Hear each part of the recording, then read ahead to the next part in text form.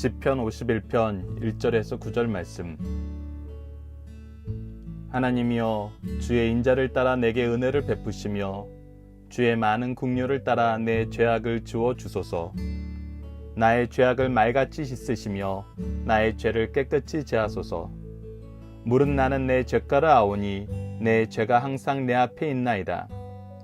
내가 주께만 범죄하여 주의 목전에 악을 행하여 싸우리니 주께서 말씀하실 때에 의로우시다 하고 주께서 심판하실 때에 순전하시다 하리이다. 내가 죄악 중에서 출생하였으며 어머니가 죄 중에서 나를 잉태하였나이다. 보소서, 주께서는 중심이 진실함을 원하시오리니 내게 지혜를 은밀히 가르치시리이다. 우슬초로 나를 정결하게 하소서. 내가 정하리이다. 나의 죄를 씻어주소서. 내가 눈보다 희리이다. 내게 즐겁고 기쁜 소리를 들려주시사 주께로 꺾으신 뼈들도 즐거워하게 하소서. 주의 얼굴을 내 죄에서 돌이키시고 내 모든 죄악을 지워주소서. 아멘. 안녕하세요. 승리한상 가족 여러분, 그리고 강성성경연구원 여러분, 오늘은 시편 51편 1절에서 9절 말씀입니다.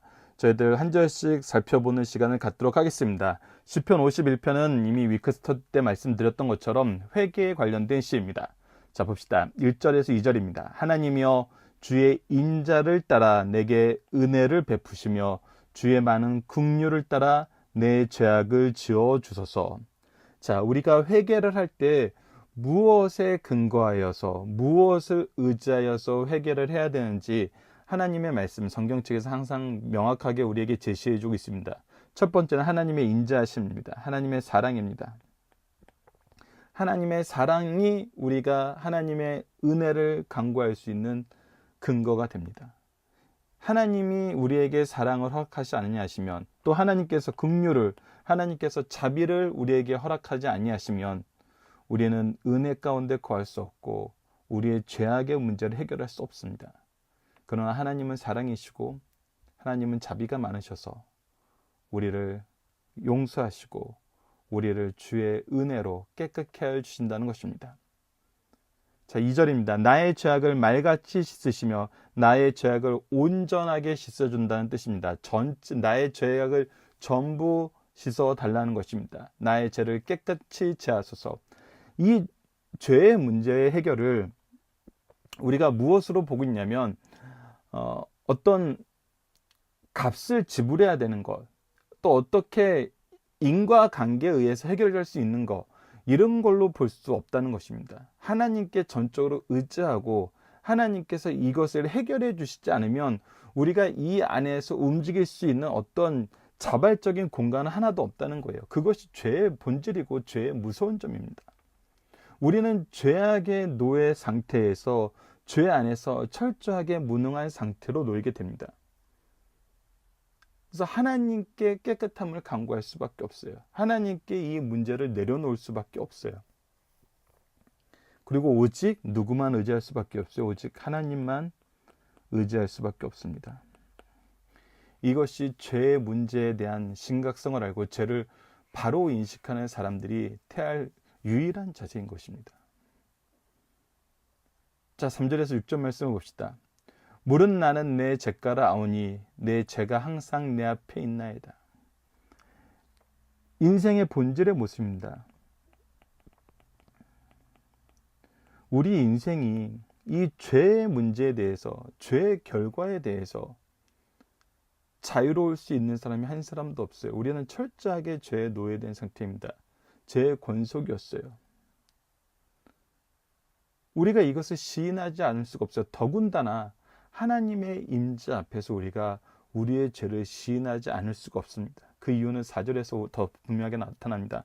내가 주께만 범죄하여. 자, 이게 무슨 뜻입니까? 내가 주께만 범죄한다는 뜻이 뭐예요? 죄는 본질적으로 하나님의 뜻을 거스르는 거예요.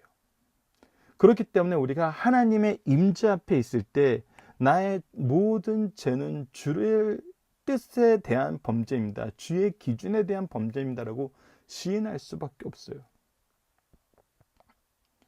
우리가 다윗의 경우 이 시편 전반부에서도 함께 나눴다시피 우리가 어떠한 일 때문에 타인들과 관계에서 우리가 까닭 없이 공격당하는 경우가 있어요.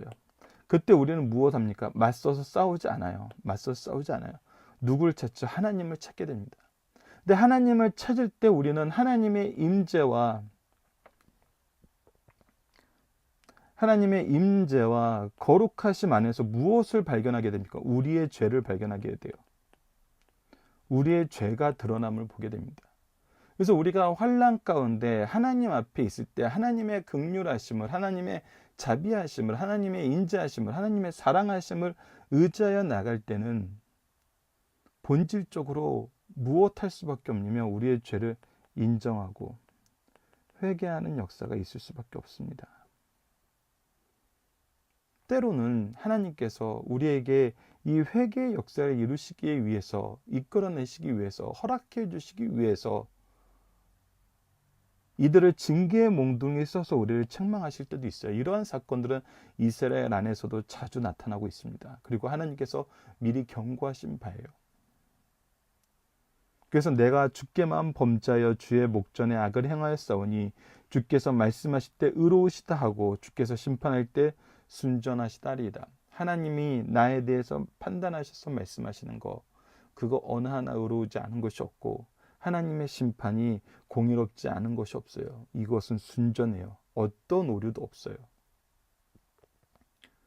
그래서 나의 본질을 더더욱 분명하게 고백하게 됩니다. 내가 죄악 중에서 출생하였으니 우리의 인생은 모두 죄악 중에서 출생되었습니다. 첫 번째 아담의 죄로 인해서 우리 모든 인류는 죄악에 빠지게 되었습니다. 죄송합니다. 오늘 제거 화면이 넘어가네요. 그리고 어머니가 죄 중에서 나를 잉태하였습니다. 우리는 본질적으로 진노의 자녀들이에요. 죄에서 벗어날 수 없어요.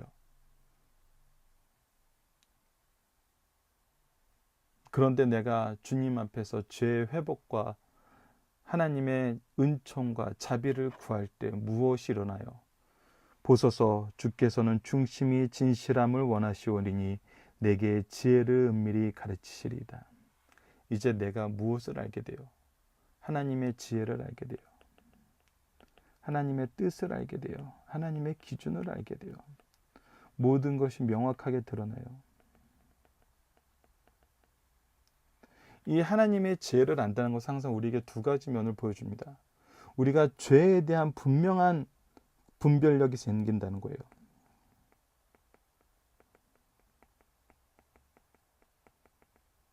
근데 우리가 죄에 대한 분별력만 생긴다면 이것은 율법의 기능 안에서 멈추는 것이죠.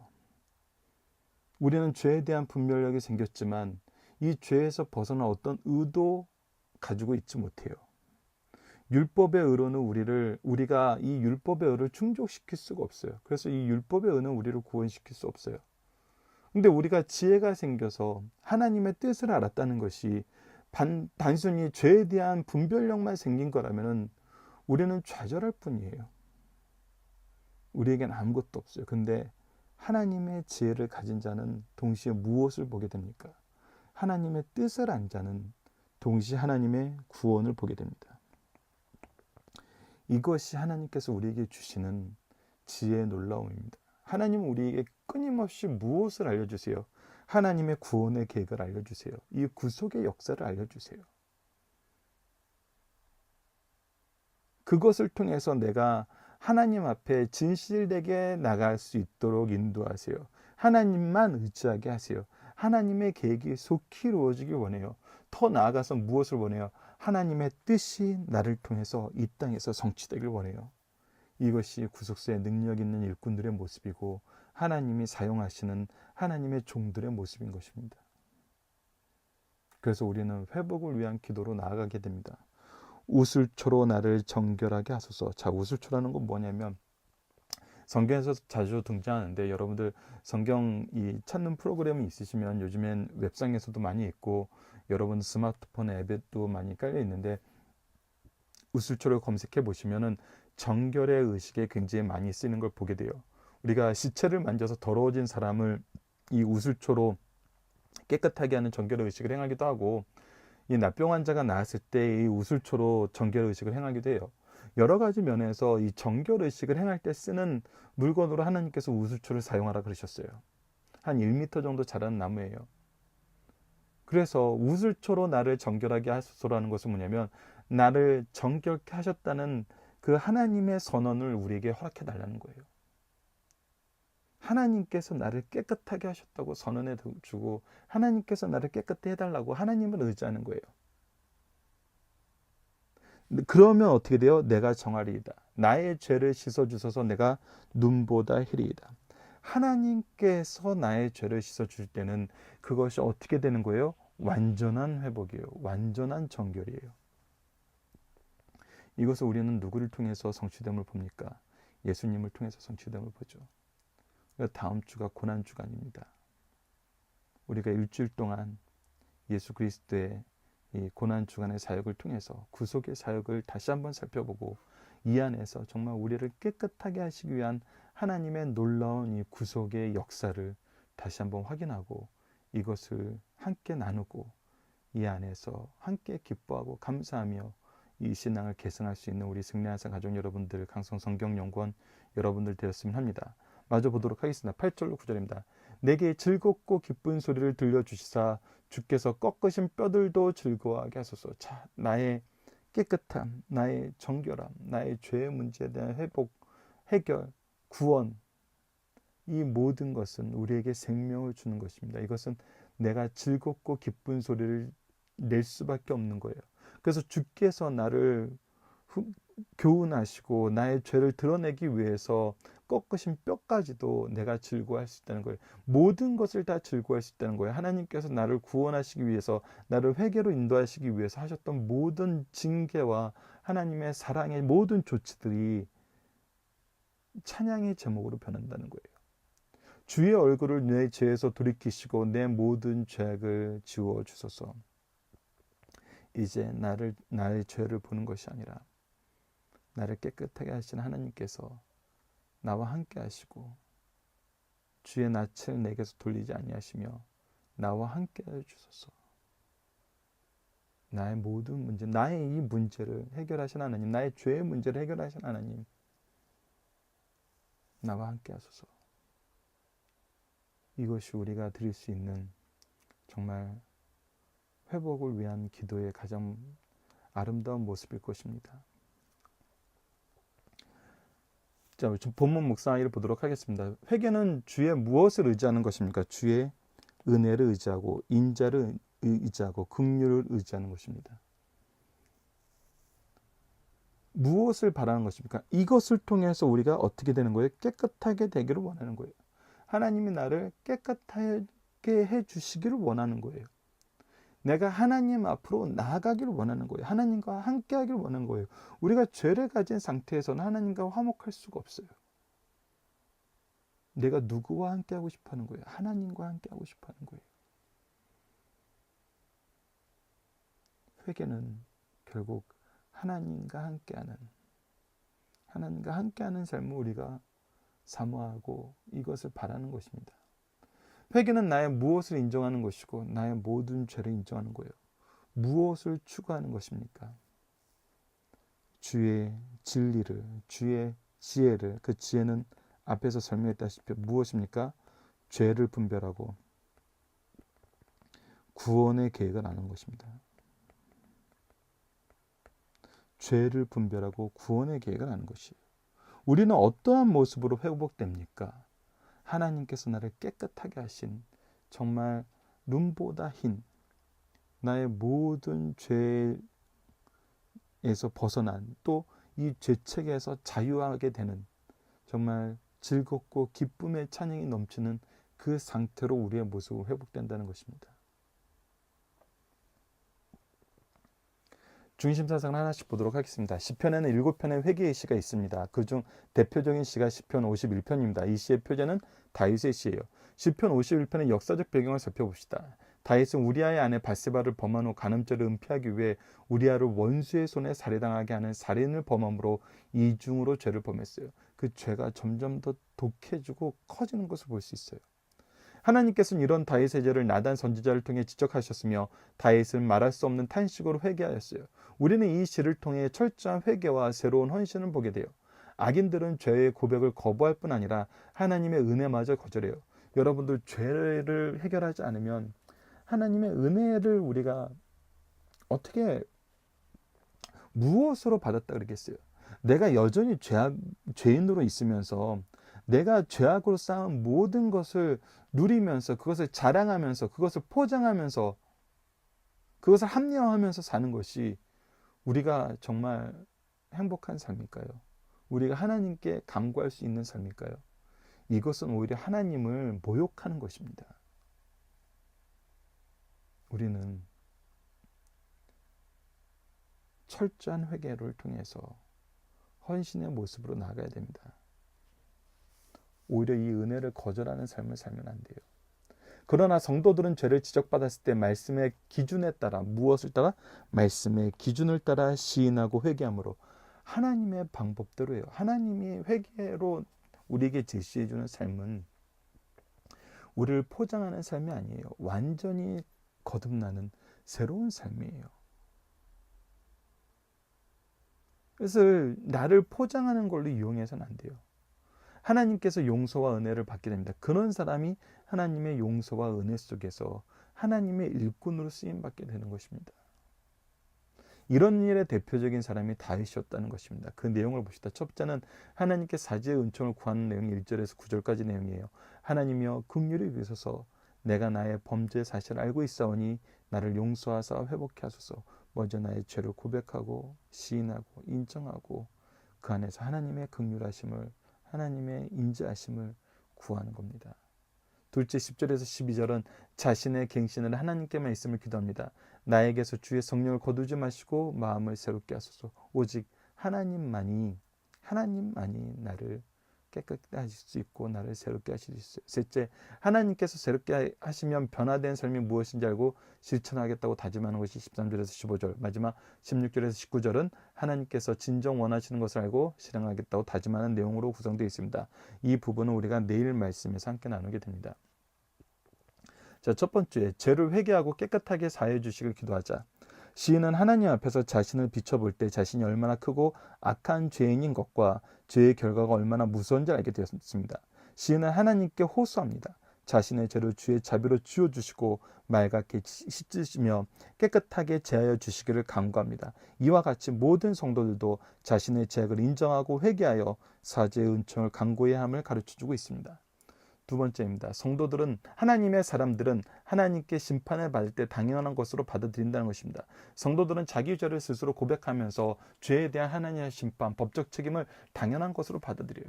우리는 이 하나님의 심판을 받아야 돼요. 이것을 거부하면 안 돼요.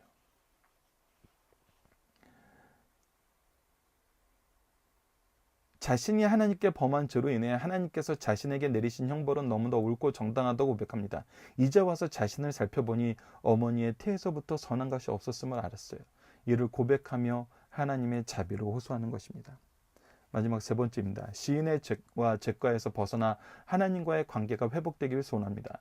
시인은 죄에서 벗어나 하나님과의 관계가 회복되기를 원합니다. 그는 하나님께서 하시는 방법으로 나를 지키소서. 그리하시면 정하게 되리이다. 나를 용서하사 주의 즐거움에 참여하게 하소서. 죄 때문에 받는 주의 어미한 시선을 이제 거두시고 자비의 눈길을 주옵소서라고 기도합니다.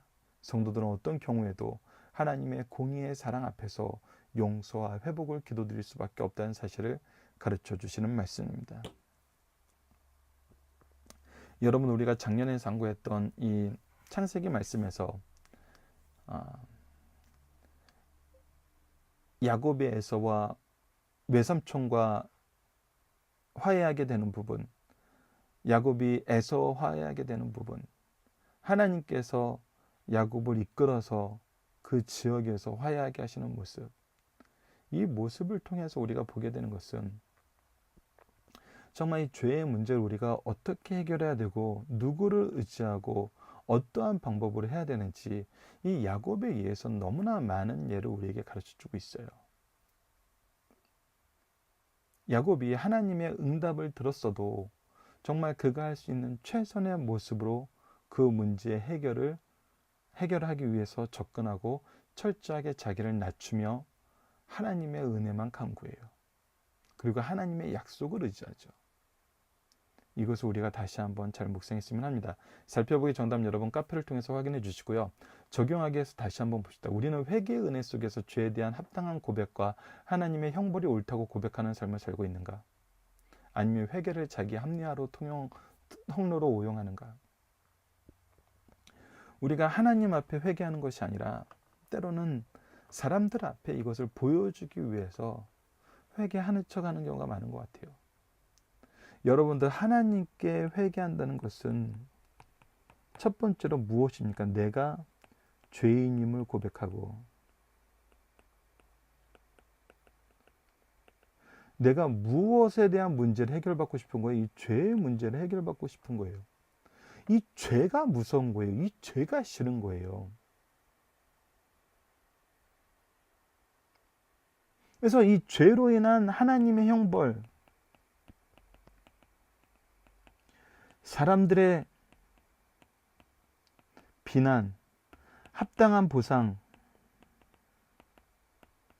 이 모든 것이 여러분들 이스라엘은 공동체 사회 안에서 이 모든 것을 하나님의 심판으로 받아들이고 유구무원함을 가르쳐주고 있어요.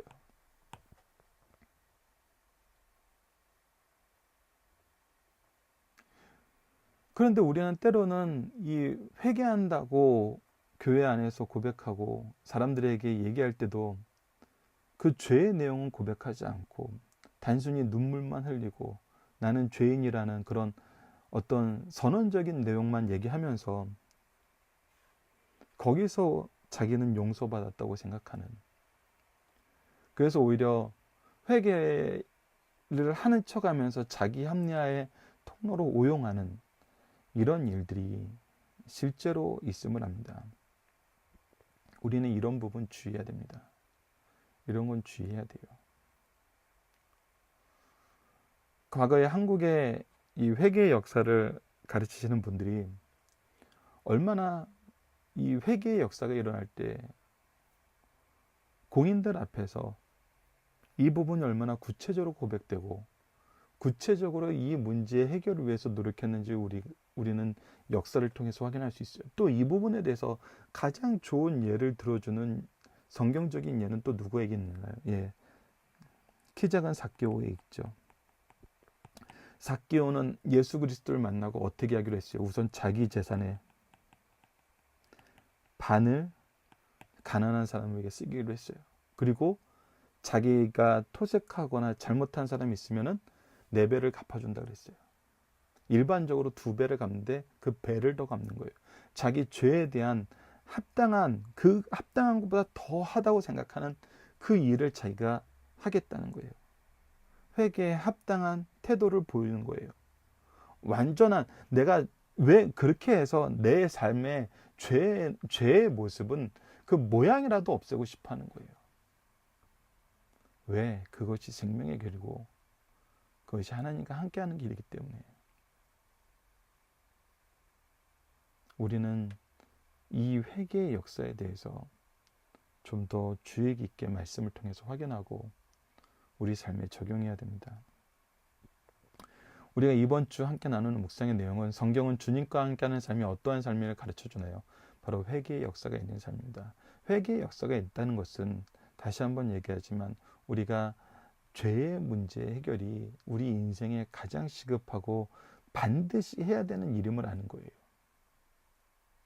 그리고 이것을 통해서 하나님의 지혜를 얻는데 하나님의 지혜는 우리에게 2가지를 가르쳐 주죠. 하나님 죄를 분별할 수 있는 지혜와 하나님의 구속사를 볼 수 있는 지혜를 주세요.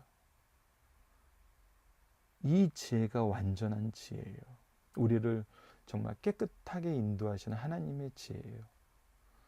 이것을 우리가 소유하는 우리 승리한산 가족 여러분들, 강성 성경 연구원들 됐으면 합니다. 말씀을 기초로 기도하기를 통해서 마치겠습니다. 하나님, 성경을 통해 회개의 은혜와 능력을 알고 소망하게 하심을 감사합니다. 이 은혜와 능력을 통해 하나님과 사람 앞에 바른 고백이 있게 하여 주소서. 때로는 이 고백으로 인하여 비난과 핍박을 받는 것을 두려워하는 연약한 우리입니다. 우리로 하나님의 회복의 약속을 의지하게 하시고 더욱 은혜를 간구하며 무릎 꿇게 하여 주소서. 우리의 연약을 살펴주시고 오직 하나님의 뜻을 이루소서. 예수님 이름으로 기도드립니다. 아멘.